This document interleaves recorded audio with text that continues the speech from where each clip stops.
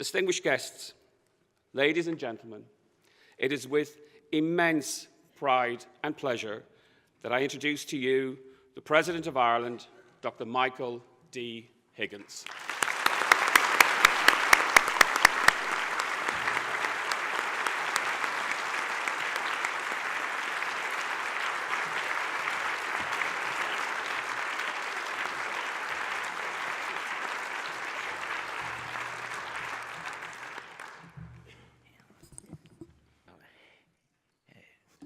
Hail sé iama uisle iliog agus daltaí agus locht teagas na hilscoile se cuireann sé ochas anam bhearás in alscail agus ag túirt leacht agus mar inan sinna rite hial na imíonn se go deo.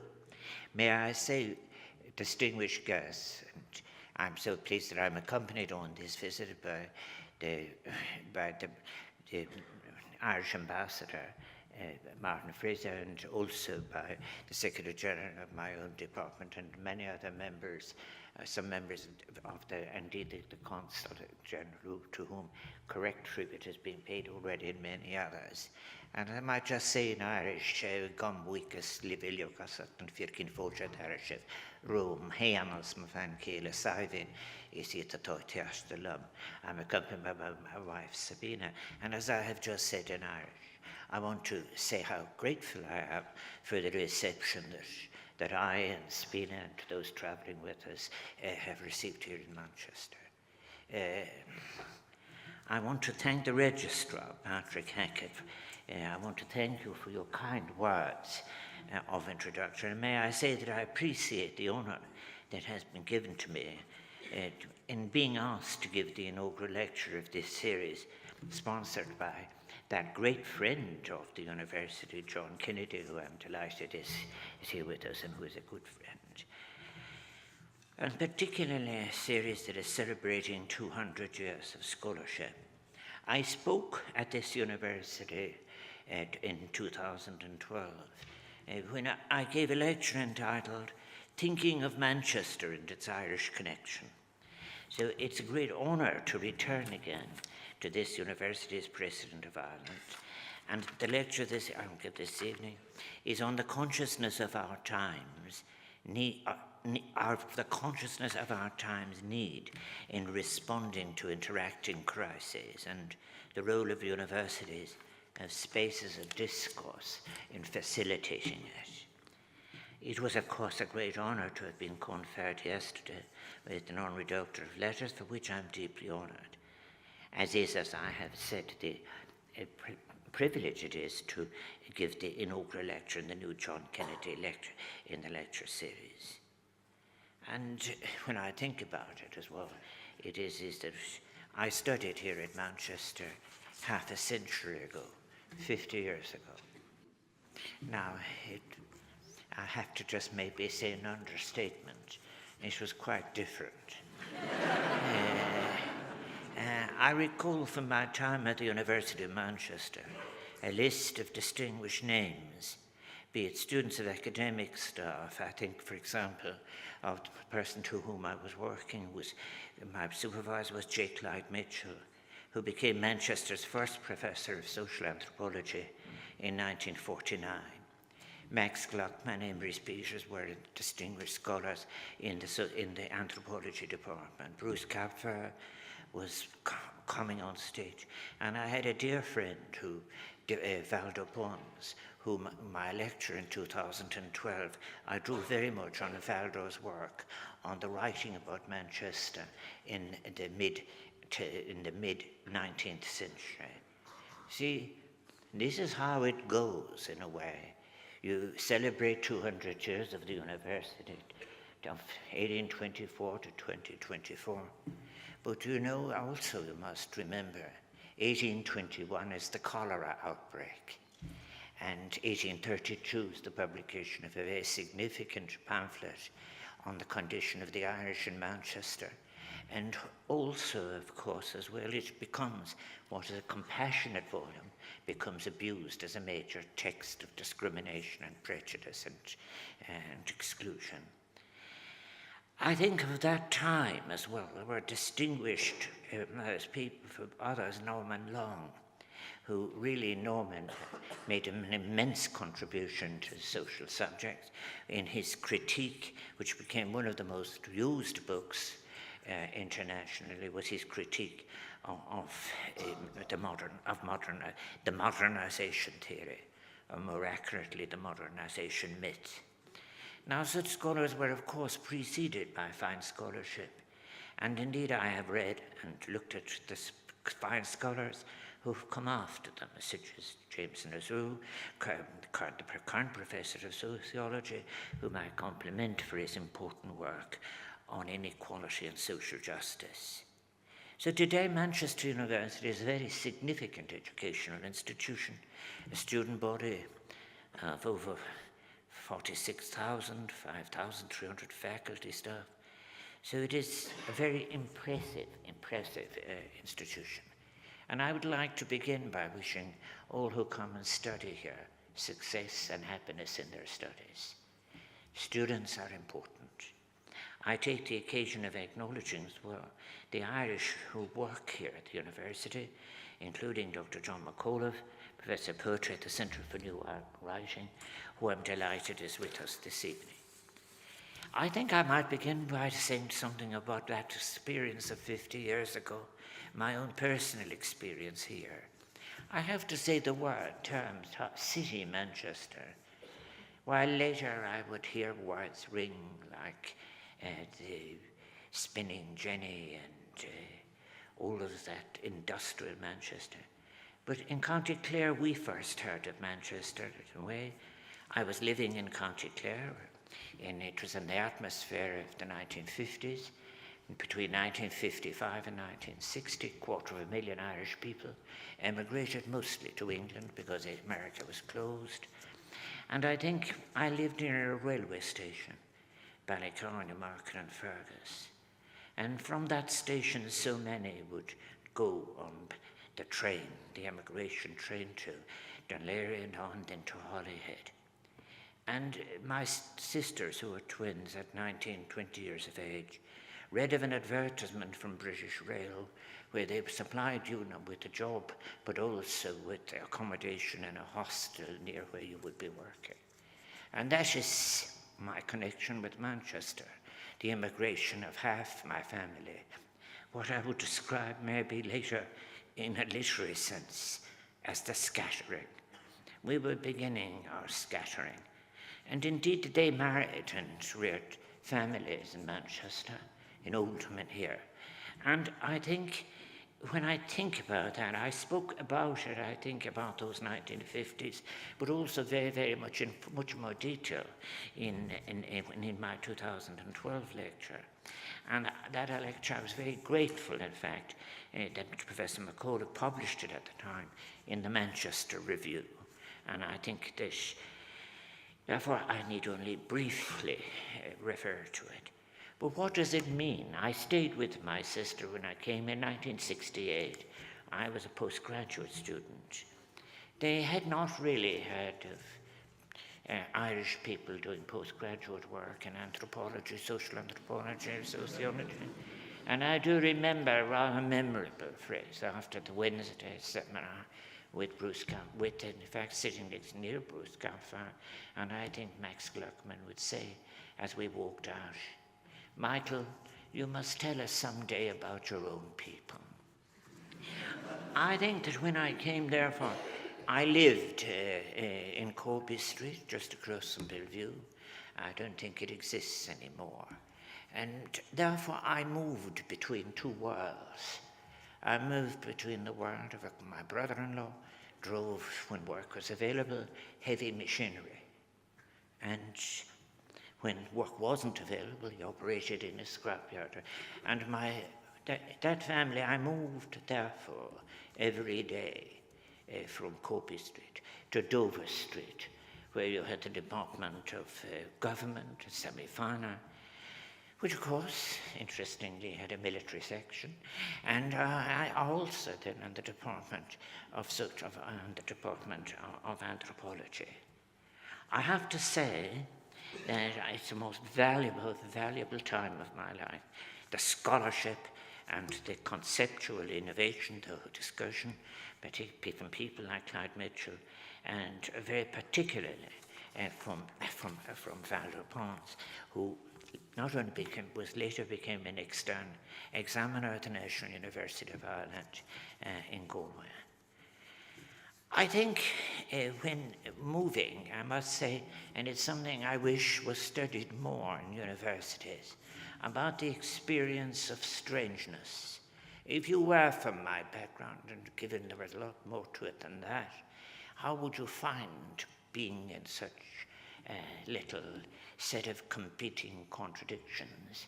After all, in the anthropology department, people had either arrived home from Africa, been sent home from Africa, or chosen to leave Africa because the background of the work, including some of the most significant work, was at places called the Rhodes Livingston Institute and so on. I was aware of the quality of that work. But I think the anthropologists were now home in Dover Street, and they would set about using the tools that they had for studying the Xhosa and the Azande and others on the urban populations, their own urban populations.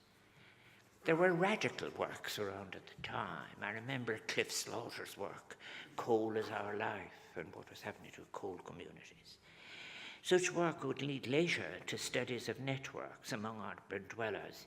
Such publications, before I left, I remember Social Networks in Urban Situations was published indeed by the Manchester University Press. Thus a methodology crafted, as I have said, for studying the Azande and the Xhosa and the Barotse came to be applied in industrial settings and urban communities in the Midlands as sites of research.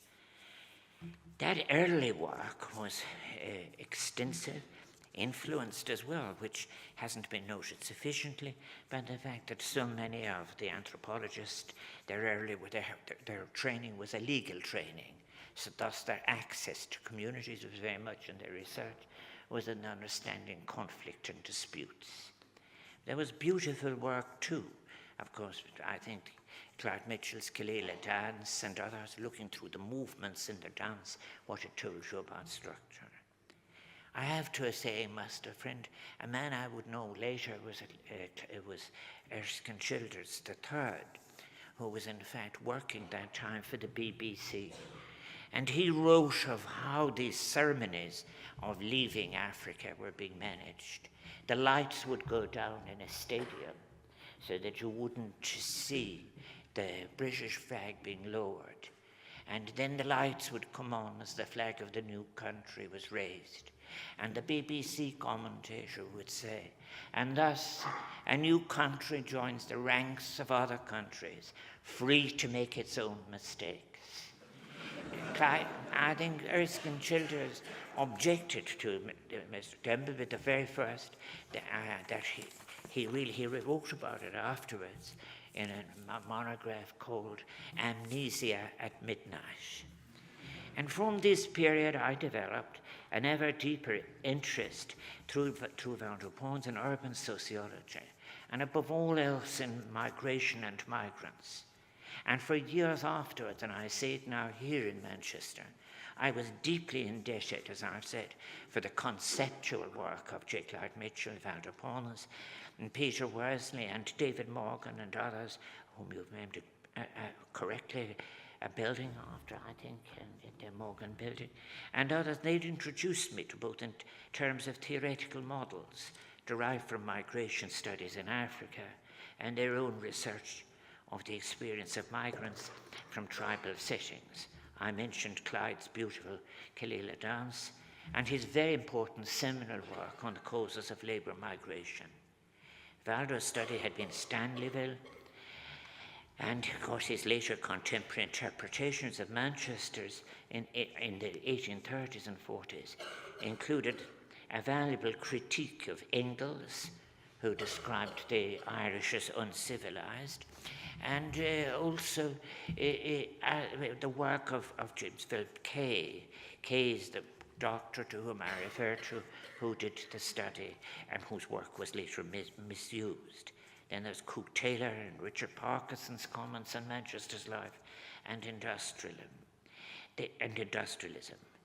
But I think that the Irish in those narratives I've spoken about it elsewhere, in many cases, they're here. I think the first big migration from Northern Ireland into the Spenning area, and then much later you had, of course, the post-famine migration. But sticking with, as I have said, the reconstruction of the atmosphere at the time, what was university life like? Well, it was exciting. There was the usual divisions. I recall in the Students' Union vigorous discussions amongst those of us on the left. Some people had read Althusser and they found it very difficult to talk to Labourites or the syndicalist-minded who were perceived as not dealing adequately with the consequences of concepts such as hegemony or mode of production. And then at other times, the two communist parties would face off against each other, some supporting Berlinguer's Italian revisionism, pitted against those who read the Daily Worker, and conversations were brightened by such valuable questions as, who do you report to, and do you sell the paper? But there were moments of great unity among us, too, from the Student Union. Everyone on the left, I recall, combined on a splendid occasion, leaving the Students' Union to go to Salford to protest at Enoch Powell's appearance as the guest of the Tory party. I remember at this time as well, Guy Hattersley was beginning his political career, where I had to move later on in Wythenshawe. But I think most interesting to me was at meetings in Ardwick Green, where people who in the old language we refer to as little old lady, and now would be regarded as senior female citizens, were in fact in defending Harold Wilson from what they was perceived to be the challenge of Michael Foot, who was from a proud Labour tradition.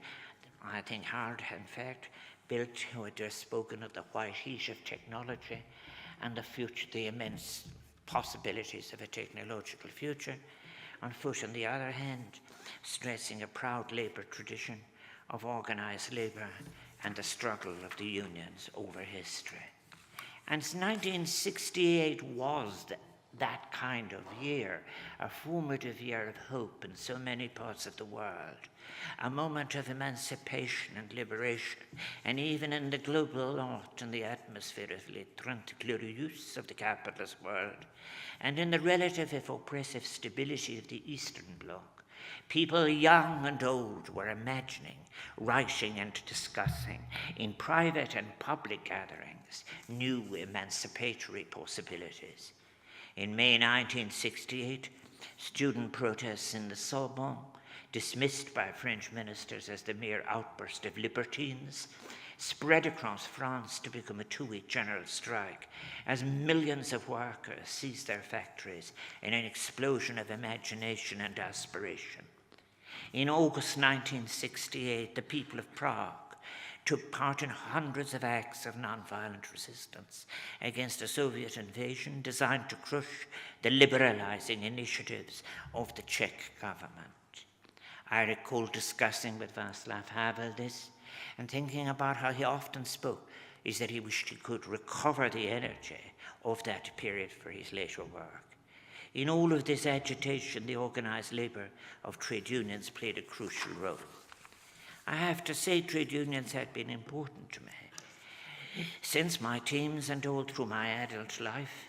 And I remember when I was appointed with the 1966 free education in secondary education in Ireland, brought a rush of new people to the universities. The embargo on hiring was lifted and a number of people, including myself, were hired. I remember there is a very image of myself at one stage standing in front of the university with a sign, Stalker Bonansha, strike on here. But our strike was not about the wages or about, our strike was about the right of the new young teachers to have the say in constructing the reading lists of the subjects in the courses in which we taught, of the right to have access to faculty, and so forth. And I ran a campaign recruiting for the union, the Workers' Union of Ireland, Union of Ireland teaching section. I was in favour of it because the people on the grounds were in the union, the general union. Kader Asmal was recruiting for the Irish Federation of University Teachers. And after we finished our round of the country, he more or less got everyone from associate professor up, and I got a couple of hundred people who were below that level. And the union still exists. I'm very proud that in relation to that. In our contemporary times, I think it is no harm to think in a way about how, if you like, discussion about rights of work and access and publication, they arose in 1969. I remain a member. I have never broken my related with Workers' Union of Ireland. Would later become SIPTU, one of Ireland's largest trade unions, and my wife's union, the Actors' Union, and we will both end up in the same general union. Trade unions have played such an important role in history and continue to do so, delivering transformative societal change, and they're so relevant in our present circumstances. In our contemporary times, therefore, and I end with this preliminary, it is good to recall the atmosphere and emancipatory potential that shone in that year of 1968, and how it came and went. The utopian vision and the belief in the capacity of nonviolent political movements to achieve transformative change are required now more than ever, not only to confront the residues, revival, and invocation of racism, xenophobia, inequality, and injustice, not only to continue the stand for the dignity and rights of every human being, but also to confront the great new challenges and interacting crises of our coming century, the consequences of climate change, biodiversity loss, and a redirection of economies, the urgent need to redirect economies towards the sustainable development for all peoples. This will require a vindication, I suggest, of old rights and the articulation and winning of new ones. Above all, it requires a new spirit of global solidarity, such as the spirit demonstrated by the civil rights movement of over 50 years ago. The times in which I studied in Manchester were exciting times of hope and promise, times of emancipatory scholarship and literature. And as I prepared this lecture, as a reminder to me, it seemed, of Thomas Merton's version of the serendipity of books. The book that fell to me was not a political tract, but a Fontana paperback, The Future of Man, by Jesuit physicist Teilhard de Chardin, that great Christian humanist, somebody whom this university has honored, I think, by naming a building after him. That set of papers, delivered in the 1940s by Chardin, published in French in the 1950s and in English in 1964, spoke of the imaginative significance of some basic principles of physics, and above all, to what an evolution, a state of human consciousness signified, and to what it might evolve. Teilhard's concept of the omega point, that of a universe ever evolving towards a maximum state of complexity and consciousness, towards a new point of balance that delivered, as he hoped and suggested, an inevitable peace, is an uplifting concept that has in its time been cited far and wide, including in literature. Flannery O'Connor's "Everything that rises must converge" is a clear reference to Chardin's work. And I must ask, are we to abandon the project then of achieving peace in diversity? Is lasting peace achievable? Teilhard de Chardin answered in The Future of Man, I quote, "Despite all appearances to the contrary, mankind is not only capable of living in peace, but by its very structure cannot fail eventually to achieve peace. Peace shows us two complementary faces. First, a steep slope, only to be climbed by constant effort in the face of many setbacks, and ultimately the point of balance to which the whole system must inevitably come. And he went on to suggest that the concord that must therefore of necessity eventually prevail on earth will take the form of, I quote, some sort of tense cohesion pervaded and inspired with the same energies which were previously wasted in bloodshed. It will have unanimity in search and conquest, sustained among us by the universal resolve to raise ourselves upwards, all straining shoulder to shoulder towards even greater heights of consciousness and freedom.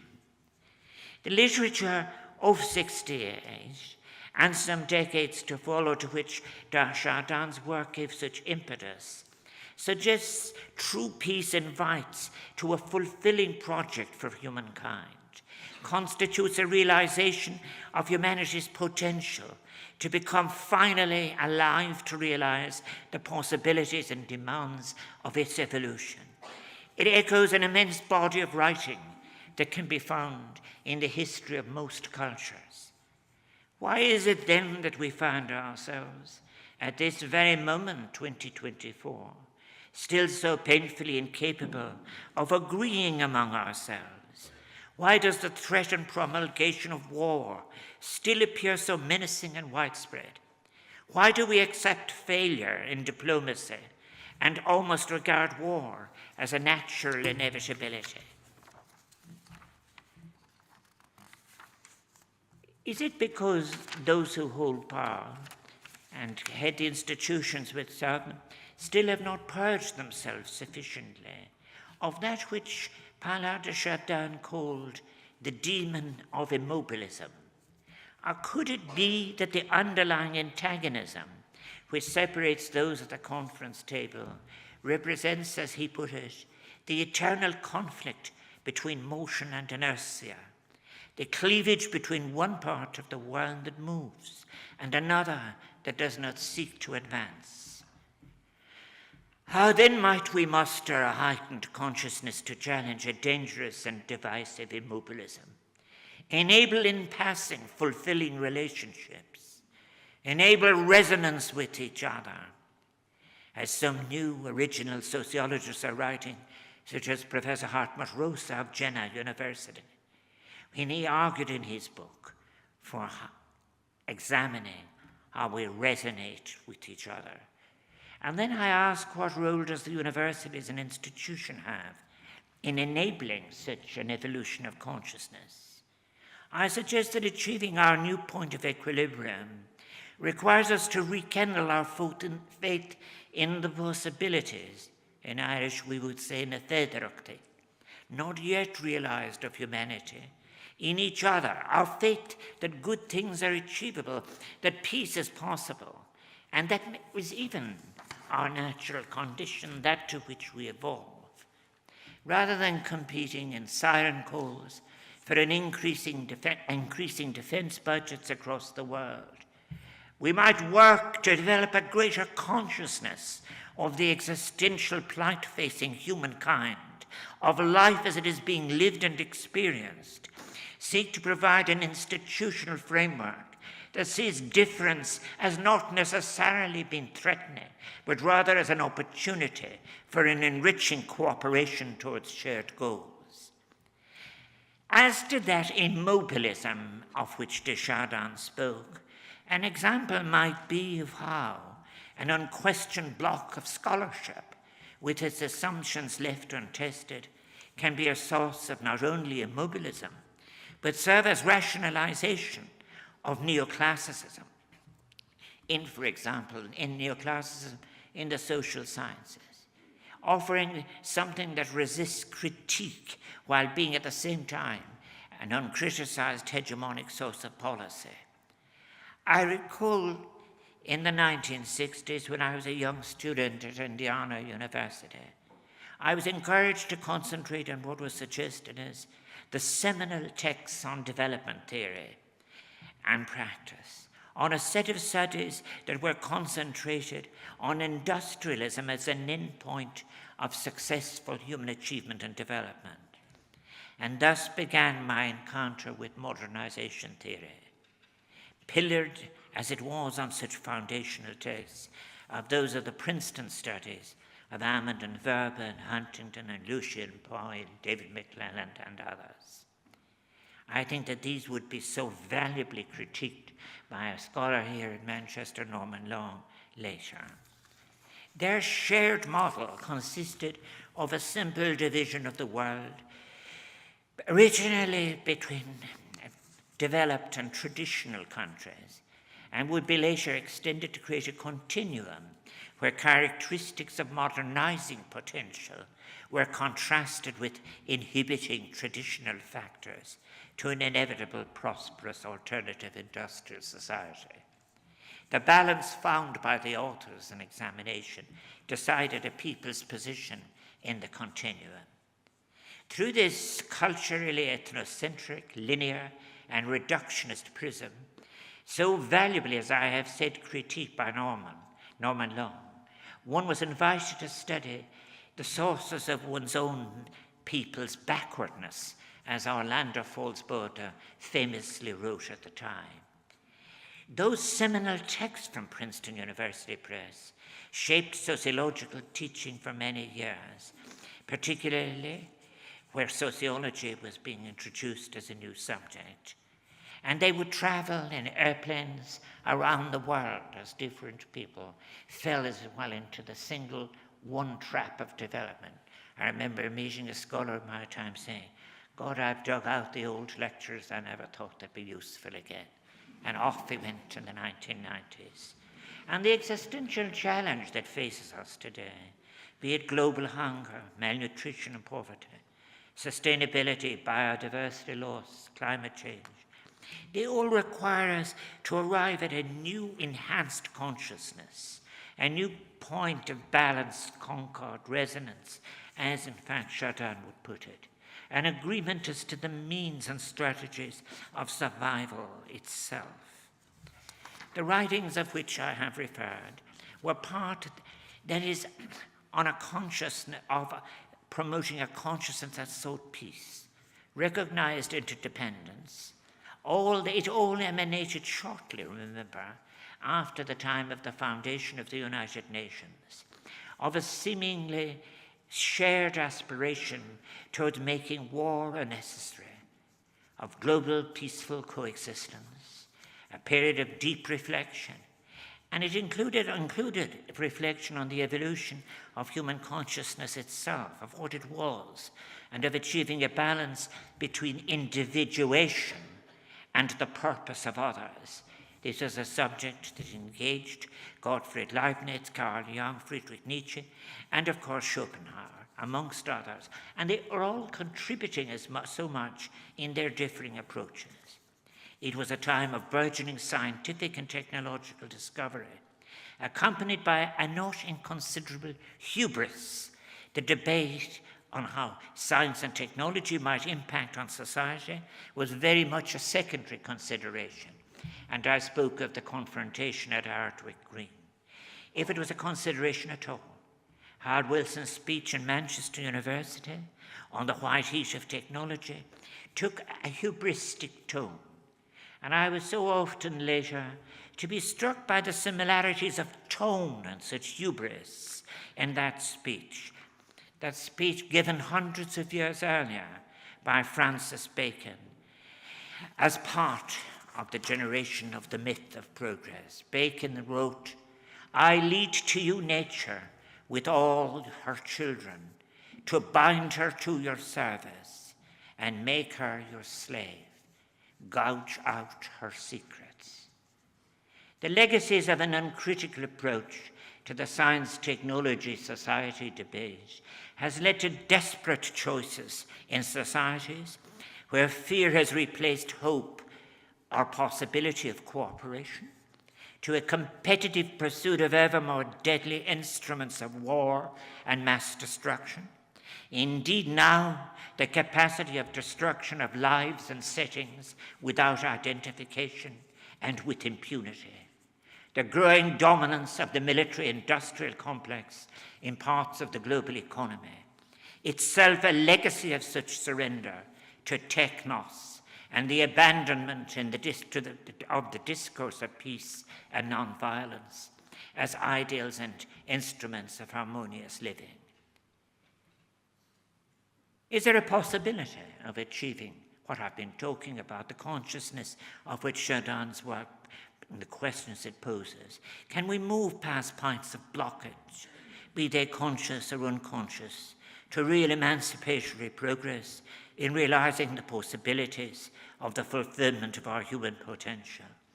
Can we move on from ideological biases so inherent in foundational work that informed hegemonic models in our scholarship, such as that I mentioned the Princeton studies did in development economics? And I think, too, as did an authoritarian excess in state power abuses in places that defeated collective endeavors of cooperation, I think the universalism of human need and capacity, which not form part of that consciousness of which I speak as alternative, is a contested term now. It is one that has been the source of competing versions too. But at this stage of my life, when I look back at my time in Manchester and teaching sociology in different places, I think of a wonderful example for us all. I think of the version advocated by Richard Titmuss, the former professor of social policy at the London School of Economics, and arguably one of the key intellectual theorists of that great human achievement that is the British welfare state and National Health Service. His was one symbolized by a culture of social solidarity, one that was formed by institutions, as I have said, to the National Health Service, providing as it did publicly funded hospital care for soldiers returning from war. His vision included a public version of social insurance, and later he entered all the debates on pension security. The version of universalism which Titmuss elucidated in his seminal 1970 book, The Gift Relationship, constituted little less than a manifesto, inter alia, on the advantages of a free health system over a privatized version, on how altruism binds societies together. I often think that he would have been mentioning really how that difference between if you like, the neglected Asclepian model of care.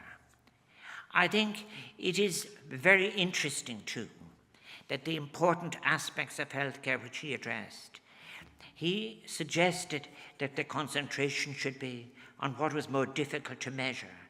For example, people's capacity to care for each other. And in Titmuss's work, right to his death in a public hospital, in speaking about the glory of ending one's life, where everyone was being treated equally by the most modern medicine. The gift relationship was but one of so many influential texts of the time as which I speak that have proved powerful tools in the analysis of welfare provision. Titmuss's analysis is even more relevant now in an age of financialized healthcare policy, at a time too when health and welfare systems are under sustained attack from so many quarters. In my lecture at Manchester University in 2012, I spoke of the experience of the Irish in Manchester, and how another great man, James Philip Kay, wrote of their condition, but his sympathetic, empathetic work came to be used as a tool against the poorest people of the Irish in Manchester. And I have to think that in all of my own experience as a migrant studying migration at the end of the 60s and through the 70s and 80s was long after the great tidal waves of those Irish arrivals at midpoint in the end of the 19th century. And they were coming into an atmosphere too, because standing in their historical background was the infamous Manchester outrage, in which 3 Irish nationalists, William Philip Allen, Michael Larkin, and Michael O'Brien, known as the Manchester Martyrs, were hanged in 1867, following their conviction for murder of a police officer in Manchester. And there were difficult times to come. There was a horrific Manchester bomb in 1996, and another later again. The warm-hearted people of Manchester would have the Manchester Arena bombings of May 2017. I think how we should be grateful we are in better times. But long before my years at Manchester University, in the late 1960s, I had been familiar with the migratory experience of the Irish in Britain. I had a particular interest from my own summer work in Sussex. I was pre-grant at University College Galway when I went later to university. One had to win scholarships, but I worked every summer in England, and that proved to be more than viable. But I recall writing my very first letter to a newspaper was to the London Evening Standard, which had produced what would not be its last racist comment on the Irish. And I remember when I wrote in 1962, and the owner of the hotel in Sussex said to me, "When you're writing to the papers again, would you mind not mentioning the name of the hotel?" Now, but migrants elsewhere, I only mention this, is that migrants have always been at particular risk from gross stereotyping, regarded as marginal people, insufficiently grateful, reluctant to acknowledge the virtues of the point of destination to which they've arrived, forgetting their origins and practices, unwilling to assimilate. The stereotype stage depiction of the Irishman is as old as the first production of Sir Robert Howard's The Committee, produced in 1662 on the Restoration stage. And it is a stereotype that would continue through the centuries thanks to racist and homophobic Punch cartoons. But I think about how have sociologists handled migration. The structural functionalism within the social sciences suffered from a terrible sedentary bias. The assumption was that people were in one place, but they didn't move, but of a failure. And thus, migrants were always being acted upon. And the Irish study of 1948-51 suggests about they being pushed by circumstances at home and pulled by attraction elsewhere. But there was no such thing as migrant agency. And thus you had a limited perspective that missed what is the very heart of the migratory experience, transience. Transience at the heart of the act of migration. And then the universality of the act of migration, of movement, has neither been given due regard in either scholarship or policy. I have to say that one of the current members of staff of Manchester University, Professor Liam Hart's book, The Literature of the Irish in Britain, 1725-2001, does indeed give a powerful agency to the migrants. These are migrants writing not just to be regarded as literature, but migrants writing so that their experience will be acknowledged and not forgotten. And that's a splendid book to which I referred in 2012. And I'm falling into my habit now, falling back into other references, and I'm going to stick to my text. But if any of you want to open your sandwiches, you can do so now. But the United Nations Commissioner, speaking of migrants in our current circumstances, the United Nations High Commissioner for Refugees, Filippo Grandi, speaking recently of the growing hostility towards people on the move, and reflecting on 40 years of experience, has written as follows: "I have never seen such toxicity, such poison in the language of politics, in the media, in social media, and even in everyday discussions and conversations around this issue. This toxicity often focuses, sadly, tragically, on refugees, migrants, and foreigners, and that should be of concern to us all. That we have sunk as a species to this level, that those with an authority and experience are driven to put it like that, in language like that, represents little less than a damning indictment of our present circumstances. Regrettably, we are losing. be it through a consciousness tendered mute, broken, made weary, alienated, anomic, and at times perhaps obsessed with the very struggle for survival, in a world of spiraling inequality, controllable but uncontrolled capitalism. What is lost is one of the most fundamental tenets of our humanity, the capacity to share the vulnerability as well as the security of the other in conditions of transition in space and time. The artistic response to migration, on the other hand, has shown an understanding which sociology has so often missed. Art is revelatory in what it can capture, of what formal studies can overlook.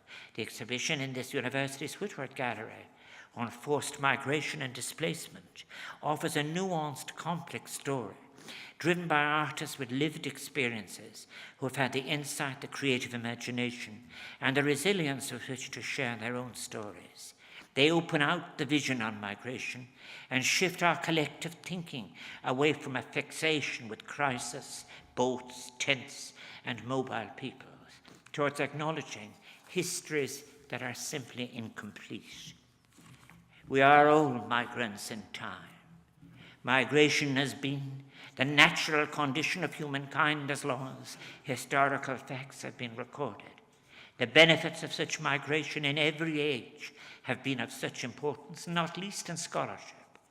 The migratory soul is a curious soul, a creative one, as the writings of migrants show. Offering then a multidisciplinary understanding of migration is surely a most important, appropriate project within the consciousness of universities. After all, the consciousness for which universities were established to achieve might cultivate with a mix of reflection, reflexivity, and concerned compassion. It must be always nurtured from an instinct grounded in the betterment of society, in sustaining not only humanity's advance in addressing challenges, but in opening opportunities for a shared fulfillment of life for which good scholarship is critical to the ongoing pursuit of a more just, peaceful, inclusive, sustainable world. And I'm well aware that universities have been undergoing enormous upheaval over a number of years as they assumed superiority of a neoliberal agenda in the service of a suggested urgent, inescapable neo-utilitarianism has seeped into not just the administration and bureaucracy of higher education, but into what constituted the setting for teaching and the possibilities for fundamental research, the sharing of scholarship and inspirational teaching, indeed the very ethos of university life itself. This is a circumstance that is sourced in a profound, uncritical acceptance of neo-functionalism, one that has prioritized the commodification of the learning experience, a near obsession with the necessity of demonstrating an empirically demonstrable efficiency with scant regard for a more generally judged effectiveness, be it socially or more widely defined, productivity, value for money, and other metrics that have been narrowly defined and measured, but not always been transparent or evaluated properly, and too often at the expense of real deep learning, of memorable teaching that can be genuinely emancipatory for the student and scholar. When I wrote about this a few years ago, I was often reflecting back to Weber's nightmare of a rationality that in time would counter the original purposes of institutions, that would morph into an irrational form, incapable of adjustment to change internally or externally. And I think it is difficult to cast it away as an account of the contemporary period. Weber saying, "It is not the brightness of spring that beckons, but the continuation of the icy cold fingers of winter." In periods of such hegemonic domination, even those with high intellectual qualifications can find themselves acting as an immobilizing force, of which Chardin made reference. One only has to recall the example I've offered of the influence of the Princeton studies in their day on the sociology development on modernization theory in general. What seeks hegemony often within an educational institution is a set of influences, some uncritically taken for granted, and some may be sourced externally, others internally. The list of external influences on the academy, which have manifested as a series of profound concerns facing universities in recent times, has been well enumerated by many, including Keith Thomas in the recent issue of the London Review of Books. He pointed to issues such as the discontinuance of free university education as citizenship right, the withdrawal of direct public funding for the teaching of the humanities and the social sciences, the subjection of universities to an intrusive regime of government regulation and inquisitorial audit. Lovely phrase, that.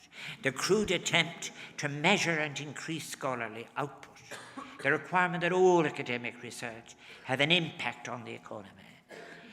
And then there may be also what I might call the internal constraints within the economy, within the academy, further versions of Chardin's immobilizers, reflected in a bias towards the measurable and a creeping over-specialization that serves what is the current demand rather than the full range of possibilities.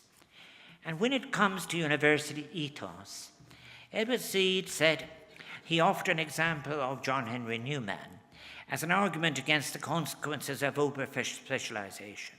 Indeed, he suggested that the model of academic freedom should be the migrant or traveler. We should be free to discover and travel among other selves, other identities, other varieties of the human adventure, but most essentially in this joint discovery of self and others, it is the role of the academy to transform what might be conflict or contest or assertion into reconciliation, mutuality, recognition, and creative interaction. Said's model was founded on the concept of the scholar as explorer in pursuit of knowledge and freedom for public benefit. It allows for a contrast of the academic model of the professional who seeks to be king and potentate with the traveller who is dependent not on power but motion, willing to enter different worlds. I quote, use different idioms, understand a variety of disguises, masks, and rhetorics. Indeed, as James C. Scott applied such a model in his theoretical work on peasant strategies of defense. The traveller, free in spirit and unshackled, embraces novelty and avoids predetermined paths, crossing over to the space of the other. And such a paradigm is the cultural idiom of academic freedom, but it also embodies the emancipatory essence of an inclusive and democratic society. So we are thus, perhaps, at a perilous juncture in the long history of the academy. Universities, as sites, sources, and experiences of learning, have for several decades now been under continuous attack from a variety of sources, some overt, others covert. Universities are widely and regularly reporting a sense of an attrition of range and depth, loss of interdisciplinary exchange, leading in many cases to a degradation of the very scholarship and teaching for which they were established. Such adjustments, when accepted, have usually been rationalized to the public as an inevitable search for relevance, often as unavoidable responses to market forces. Such capitulation to perceived contemporary demands, even by its own narrow measures, can miss much of what is possible as well as important. Geoffrey Boulton and Colin Lucas recently wrote of an earlier time, the 1930s. A good example in this concept was Roosevelt's 1937 Foresight Commission, established to advise on the most likely innovations of the succeeding 30 years. The Commission not only identified many unrealized technologies, but it also missed nuclear energy, lasers, computers, jet engines, sonar, antibiotics, pharmaceuticals, the genetic code, and many more. In addition, the scientists who studied climate change in the 1970s were, of course, in their time, regarded as irrelevant. In our current circumstances of increasingly fractured polities, universities are also increasingly subjected to polarizing criticism, even as they preserve spaces that protect free speech. However, any adequate discussion of our present circumstance must now consider not just the loss of academic freedom at the level of the individual scholar. I suggest they should consider the loss of the institution, of the ethos of a university itself, and of the space of university discourse. Universities, in their free-thinking mode, are a vital resource for the future, and the crisis we face is an intellectual one within a moral context. It reflects how, for example, in the subjects now taught as economics, as we have passed from moral economy through political economy, to a technical training in measurement and evaluation, for which we have neither adequate theory nor scholarly methodology. I recall that it was in 1968 that the first movements for change in the teaching of economics that would allow for normative perspectives started in Manchester, was shared in Oxford, and then travelled to Paris. This approach was not widespread, nor did it last. But we're coming out of a dark period in bad teaching of limited versions of economics, and it is welcome when decades of Keynesianism have for now gave way in policy influence. They had given way to decades influenced by the theories of those such as Friedrich von Hayek, who favoured unrestrained market dominance. That largely uncontested paradigm is one that emerged triumphant for a while, but it is a paradigm that has had profound consequences for institutions, including universities. A paradigm that made assumptions and demands as to the connection between scholarship, politics, economy, and society. It was deeply divisive and exclusionary in its consequences that have not disappeared. The public world is now again a space of contestation, as the great philosopher Jürgen Habermas has articulated so well, but is less well served by public discourse than when he first wrote on this topic, because of our further surrender to technos at the cost of anti-intellectualism. It is a space that has set that which is democratic in its accountability in an unavoidable tension with that which is unaccountable in its power or consequences. And thus we are all morally challenged to engage with the recovery of democratic accountability.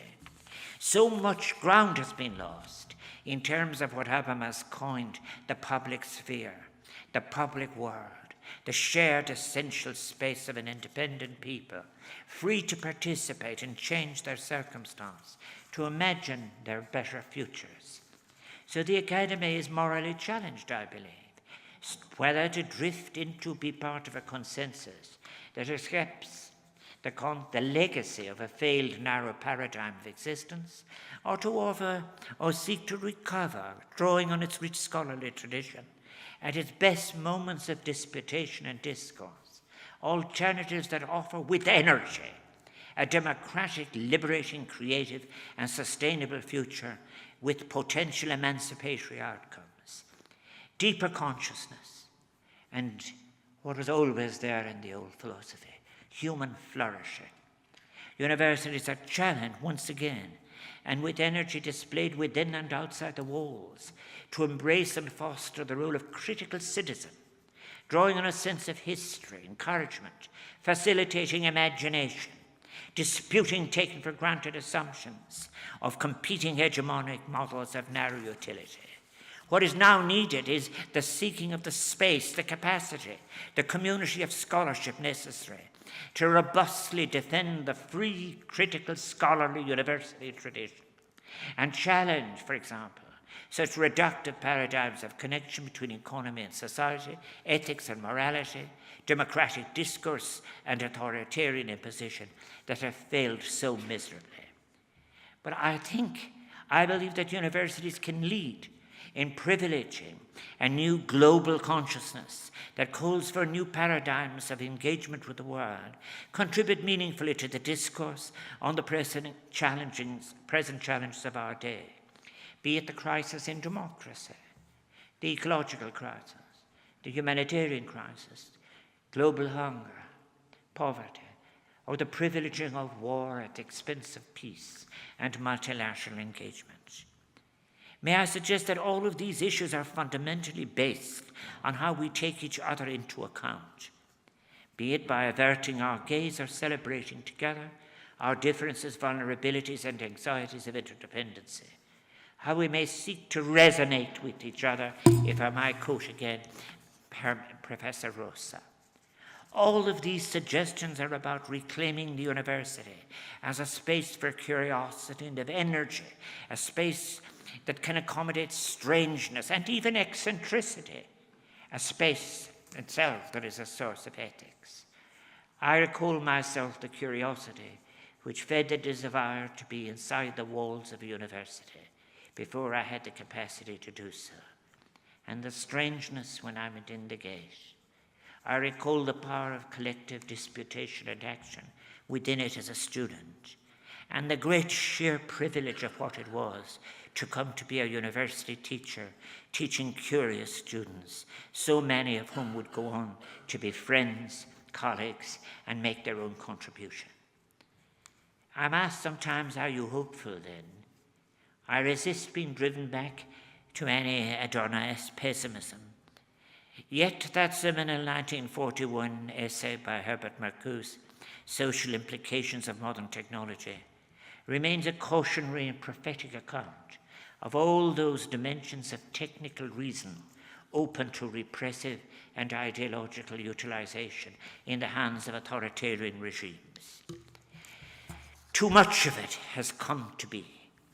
But yet, despite this, I believe that a university response which is critically open to originality in theory and research, committed to humanistic values in teaching, is open to heterodoxy, has a unique opportunity to make a global contribution of substance to the great challenges we face, and that such a university will come to be celebrated in the future by generations as the hub of original critical thought and science, and a promoter of their application through new models of interconnection between science, technology, administration, and society. And that also by using established tools of scholarship for new purposes, even in ways that can help make redress for the mistake and damage of centuries in the past. Is it too late? I hope not. It will take a release of emancipatory energy to turn matters around, to save the university experience as one of originality, wonder, performance, awe, and the shared joy of scholarship and enhanced consciousness. Universities, I think, have a crucial role in creating a society in which there will be an openness to consideration and critical exploration of alternatives to any prevailing hegemony for the betterment of society. And it requires academics to feel free, to seize moments, to have the courage to provide suitable reaction, to be subversive of received thought, assumptions and fallacies, to have a shared consciousness, to tackle the great issues facing us, and to critique hegemony.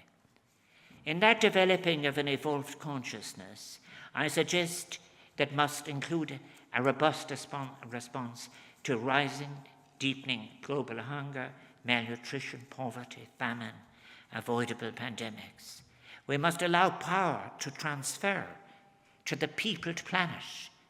That will be a huge, huge act of consciousness. Allow the peopled planet to use their resources to serve their essential needs and make a global contribution that they will decide. And if I might suggest towards the end then, a practical project that I believe might have special relevance for Manchester University and its tradition. It is by making a return to the use of theoretical and applied anthropological fieldwork and scholarship to help redress the failures of transparency in current development practice. For example, on the continent of Africa. Thank you. For example, the current discussion has opened up in Africa, and I have been part of it myself, between those who want an increase in industrial agriculture within existing international trade models versus alternative views to which I've contributed myself in papers at the World Food Summit in Rome and the Dakar Food Security Conference in Senegal, we sought in those papers to break food dependency and privilege smallholders of land and allow for the new innovations in agroeconomy and keep African land in African ownership.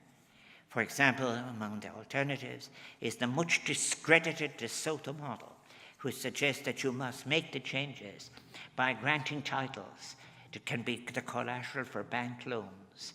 And therefore, these can be bundled up, and therefore people end up laboring in the fields they no longer own, as happened in Central America by the Grace Corporation with the so-called system of títulos of Professor De Soto, a bad and dangerous model. I believe it would be a valuable exercise in consciousness for the university in its present circumstances to be on the side of the smallholder in the future of Africa, be on the side of the women who are laboring in the fields, rather than on the side of the unaccountable seed or fertilizer monopoly, or those abusing, as I have said, the land title system to buy vast tracts of land for export of crop. And indeed, some of that land is being used not for feeding humans, but for feeding cattle. I think all of this to say, I like to work in cooperation and support all of the money that has been gathered for food security in Africa, but to do it in a way that is different, a way that does not serve an unaccountable international global corporation, but in fact can be made accountable by the tools of anthropology used in Manchester in the 19th century. In this century, bring anthropology back to Africa, allow Africans to construct how they can use this valuable tool as a means of critiquing how money is spent allegedly for their benefit. And indeed, it is meant for their benefit. I suggest that the powerful instrument of anthropology can be used to great effect, and that an emerging scholarship is there now, informed by evidence from below, emanating from new empirical peer-reviewed anthropology practiced by African scholars, helped by those who support them, and it offers the tools required to empower Africans and help re-equip multilateral institutions. Anthropology can read people economics, considerably hear of essential needs, offer responses that are appropriately respectful of what is received wisdom, what is complex and local, help intergenerational cohesion, encourage practitioners, facilitate democratic institutional practice.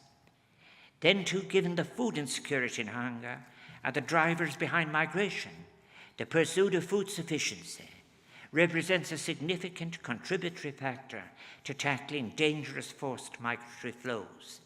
A reconstituted anthropology can in its practices promote a powerful connection between people and place.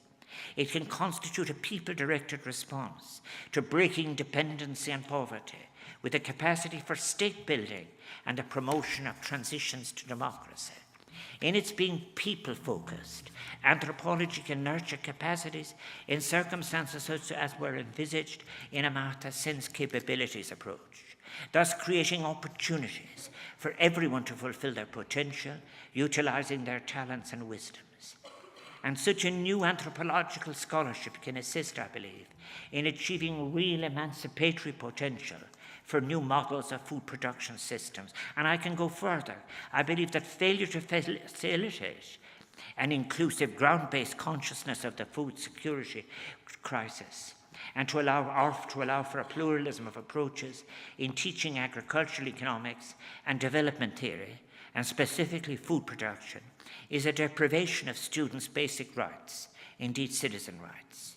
Surely it is necessary to know and to understand the ontology and epistemology that underpin development models that have been so influential over the past 40 years and which have determined the lives of so many. Scholarship at its best, my last, is a shared achievement. And the social disciplines have nothing to lose by working imaginatively in the interstices, as Said put it in his foundational text, Orientalism. May I suggest that we return and privilege philosophy's crucial role in our universities. Philosophy can assist in our reconsideration of ethical dimensions in so many areas: public accountability, war and peace, trade, debt, food security, ter alia.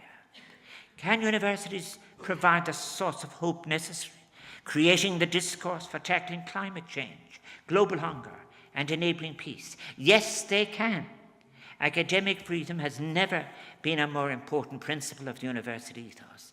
It must be enshrined as a core enabling tenet of academia, a moral and legal protection underscoring the conviction that the freedom of inquiry by faculty members is essential to the mission and principles of the academy, and that scholars should have freedom to teach or communicate ideas or facts, including those that may be inconvenient to external political groups or funding authorities, without facing repercussions such as censorship, job loss, or even imprisonment. Michael Polanyi, in his great 1958 book, Personal Knowledge, stated that academic freedom was a fundamental necessity for the production of true knowledge, that a structure of liberty is essential for the advancement of science, and that the freedom to pursue scholarship for its own sake is a prerequisite for the production of knowledge through peer review and the scientific method. However, when the freedom being lost is not just the individual scholar, but the concept of the university itself, we are at a new level of threat. Could it be that scholars, threatened and secure in their individual challenges, are failing to save the very institution itself beneath their feet? I believe universities are challenged now not only to recover the moral purpose of original thought, of deepening consciousness, of emancipatory scholarship, but not to lose the right or impulse to challenge those inevitabilities of thought and practice, such as that of conflict resolvable only by war. Inevitabilities that need to be questioned, but which in the changed circumstances of communication are immune from accountability or critical engagement. It is through such sharing of scholarship of ideas that we may share the joy of intellectual discovery that cooperation facilitates, even serendipitous discoveries, thus advancing the truly emancipatory potential of academia for society and for all of life. Ensuring that the fruits of academia can contribute solutions to the great global social, economic, and ecological challenges we face. Seek to advance possibilities of fulfillment for all that are there, beyond the narrow provision of a source of wealth for any single individual or corporation. And I agree with Professor Ginny Stevens, who writes that another form of university is possible, one beyond any narrow functionalism.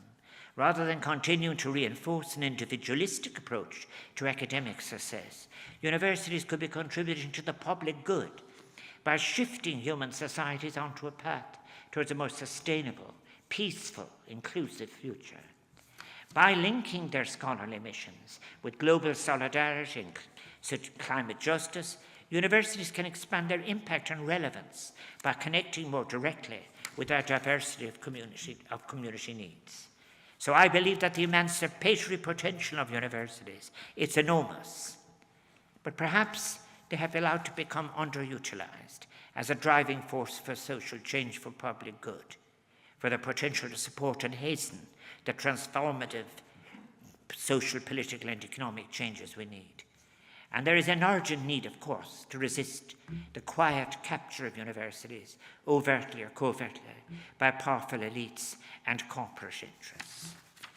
Will universities find the necessary courage? Will they seek the space, the capacity, the community of scholarship, of which is necessary to challenge such paradigms of the connection between economy, ecology, society, ethics, democratic discourse, and authoritarian imposition as have emerged? Will they, as alternative, drawing on their rich university tradition, recover moments of disputation and discourse again? Allow alternatives that propose a democratic, liberating, sustainable future? All I will say is the changes of which I speak and suggest is about recovering the right to pose the important questions, as Immanuel Kant, through the development of his form of transcendental realism of his time, did. What might we know? What should we do? What may we hope?